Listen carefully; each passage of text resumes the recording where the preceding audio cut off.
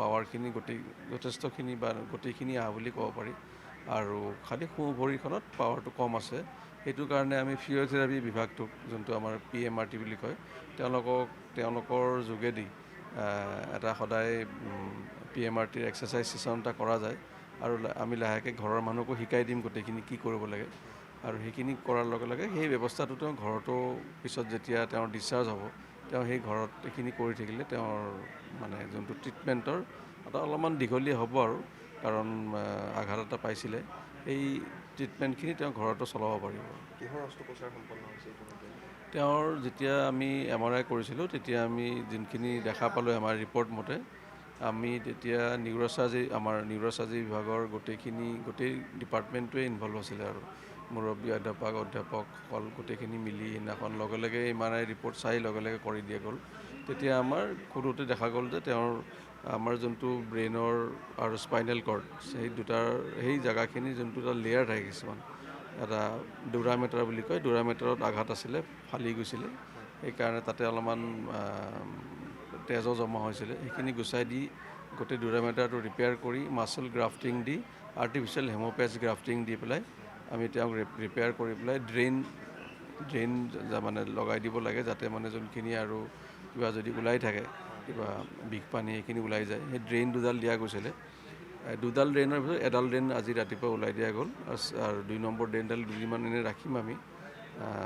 আৰু 2-এদিনৰ ভিতৰতে তেওঁক বহিবলৈ আমি দিম এতিয়ালৈকে আমি তেওঁক বিছনাতে ফিজিঅ'থেৰাপি বা ছাইড ইফাল কৰাই আছোঁ আৰু নিউৰ'চাৰ্জাৰী বিভাগৰ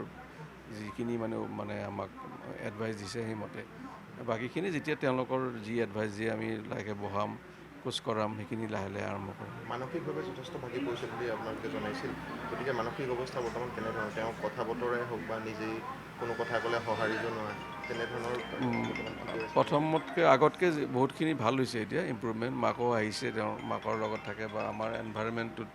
যোনখিনি এটা ICUত এটা গোটেই ডক্টৰ চিষ্টাৰখিনি দেখা পাই থাকে সেইমতে তেওঁ বহুতখিনি ভাল পাইছে এতিয়া আৰু কিন্তু তথাপিও তেওঁ সেইটো এটা দিশত মানে কাউন্সেলিং বা ট্ৰিটমেণ্ট কেইদিনমান লাগিব আৰু কাৰণ তেওঁ পষ্ট ট্ৰমেটিক ষ্ট্ৰেছ ডিছঅৰ্ডাৰটো বহুত দিনলৈ থাকে। আৰক্ষীয়ে ভাষ্য ল'ব পৰা হৈছে তেওঁ যদি বিচাৰে তেওঁক দিব পাৰে এতিয়া আৰক্ষী ভাষ্য আৰক্ষী আহিব বুলি কৈছে এনেকৈ তেওঁলোকৰ ডিউটি মতে তেওঁক আহিব পাৰিব আমি কৰিব পাৰিব ভাষ্যটো সোনকালে ল'লে বেছি ভাল কেছটো ষ্ট্ৰং হয় তেতিয়া। কিমান দিনৰ ভিতৰত তেখেতক চিকিৎসালয়ৰ পৰা আমাৰ যোনটো অস্ত্ৰোপচাৰ হয় সাধাৰণতে আমাৰ 9 বা 10 দিন বা 12 দিনমানত যদি বেছিকৈ আঘাতপ্ৰাপ্ত হয় তেওঁলোকৰ চিলাইটো কাটি দিয়া যায় সেইখিনি সময়ত আৰু চিলাই কটাৰ পিছত আৰু লাহেকৈ ৰিকভাৰীলৈকে গুচি যায় এওঁৰ ক্ষেত্ৰত খালি এটা যিহেতু ৰিহেবিলিটেশ্যনৰ কথা আহিল তাৰমানে অপাৰেশ্যনৰ পিছত তেওঁক খোজ কঢ়া বা পাৱাৰটো আনিবৰ কাৰণে ফিজিঅ'থেৰাপি সেইখিনি অলপমান শিকি ল'লে আমি আৰু ডিছচাৰ্জ দিব পাৰিম আৰু অন্য কেইবাটাও আঘাত আছিল পিঠিত দুটা আছিল ডিঙিৰ ওচৰত এটা আছিল সেই ঘাঁহকেইটা বৰ্তমান ঠিক হৈছে সেইকেইটা ভাল হৈছে এতিয়া মূৰত আছিলে গালত আছিলে সেইবিলাক ট্ৰিটমেণ্ট যিহেতু আমি চিলাই কৰি দিয়া গ'ল ভালকৈ